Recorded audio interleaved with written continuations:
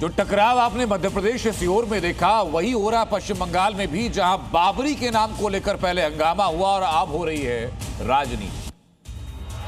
TMC में रहे हुमायूं कबीर, उन्होंने एक ऐसा दांव चला जिन्होंने मजहबी बाइफर्केशन टकराव खड़ा कर दिया।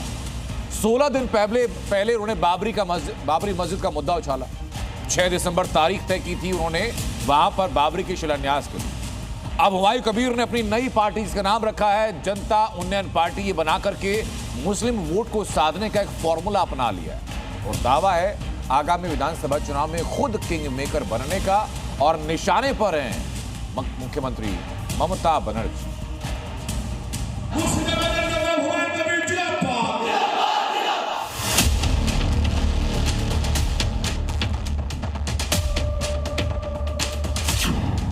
बाबरी का पॉलिटिकल प्लान, हुमायूं की पार्टी का ऐलान। मुस्लिम वोटों का दांव, बदलेगा बंगाल का चुनाव। हुमायूं कबीर का किंग मेकर प्लान। 16 दिनों में हुमायूं कबीर ने बंगाल में अपनी पार्टी की सियासी एंट्री की पूरी पटकथा तैयार कर दी और फिर जिस पार्टी से निकाले गए उसी पार्टी को चुनौती देने के लिए अपनी सियासी पार्टी का ऐलान भी कर दिया। नाम रखा JUP यानी जनता उन्नयन पार्टी, और अपनी नई पार्टी के लिए चुनाव चिन्ह भी तय करने की तैयारी में है। हुमायूं की पहली पसंद है टेबल और दूसरी पसंद है ट्विन रोजेस।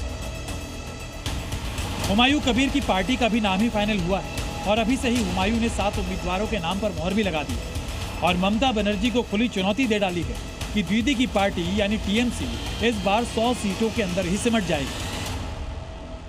ममता बनर्जी अगले दिन सत्ता में नहीं आएगी। मैं जोर से बोल रहा हूँ, जो 100 को पार नहीं कर पाएगी। बड़ी बात बोल रहे हैं। हाँ, मैं बोल रहा हूँ, अब देख लेंगे। 6 दिसंबर को तारीख वही थी लेकिन जगह बदल गई थी।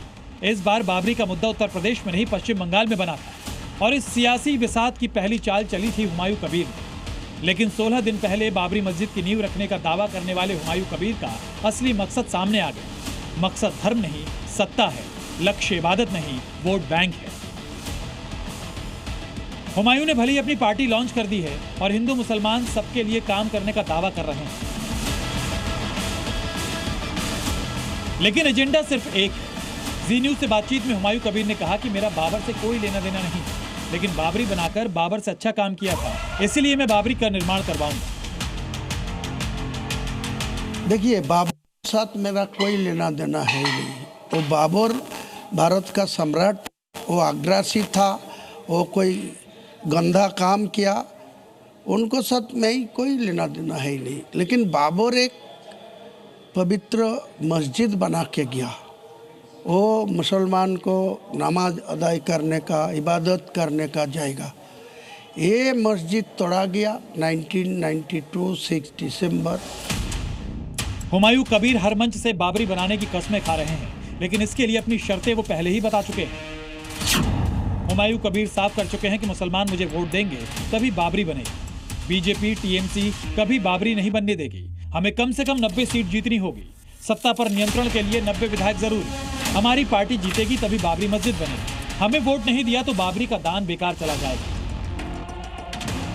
हुमायूं कबीर की सियासी सोच में बाबरी सिर्फ मुद्दा है मुस्लिम वोटर्स को रिझाने का, अपनी नई नवेली पार्टी के लिए वोट बटोरने का।